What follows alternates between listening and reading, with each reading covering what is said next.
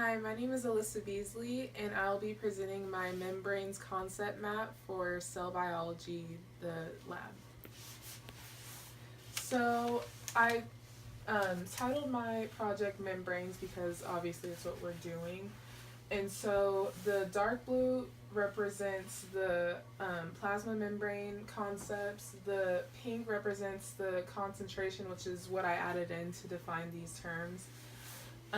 The light blue represents molecules. The green represents the membrane channels. The purple represents membrane proteins. So I'm going to start off with the dark blue, the plasma membrane.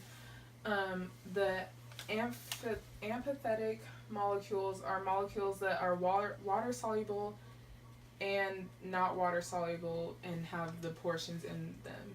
And an example of an amphithetic molecule is a detergent molecule. Um, Amphithetic molecules contain hydrophilic heads and hydrophobic tails, um, which is not water soluble and water soluble. And both of these create the phospholipid bilayer, and the phospholipid bilayer is a part of the plasma membrane. So, the plasma membrane can be described by the fluid mosaic model by Singer and Nicholson, and it can also be described by the sandwich model by Davison and Dinelli. The plasma membrane is the characteristic of the plasma membrane is selective permeability, which means it only allows certain molecules to cross the cell, and these molecules can be transported by electrochemical gradient, simple diffusion, active transport, and osmosis.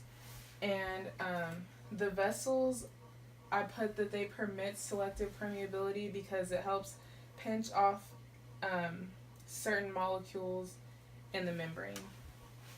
So now we'll move on to concentration, which can also be defined as solutions. And examples of these are hypotonic solutions, and also isotonic solutions, and hypertonic solutions. A hypotonic solution means that it has a lower osmotic pressure. Isotonic means that it has the same osmotic pressure, and hypertonic has a higher concentration. And these are created by the concentration gradient, which is the gradual change in concentration of solutions. So the light blue I put as molecules because it was a term that could bring all of those together. An example of the molecules are unsaturated fatty acids, saturated fatty acids, protoglycan, and sterols/steroids. So for the green, I did membrane channels, and the passive transport allows for these channels, and examples of them are the gated ion channels and the ion channels. So for the purple are the membrane proteins, and these are all of the examples of them. And they can be either peripheral proteins or integral proteins, and integral proteins are created by facilitated diffusion.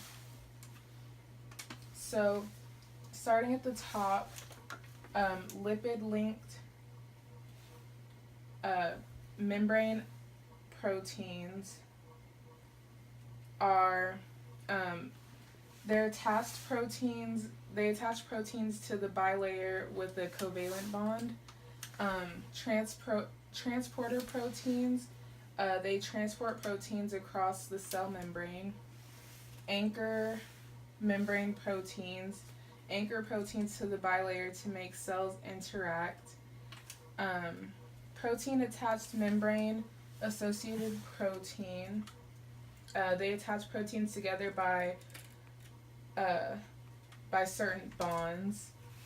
Receptor proteins, the glycoproteins, enzyme membrane proteins, which they speed up the chemical reaction, monolayer associated membrane protein, and also the glycolipids. So this is my whole concept map, and these are all the terms for it. Once again, my name is Alyssa Beasley. Thank you for watching.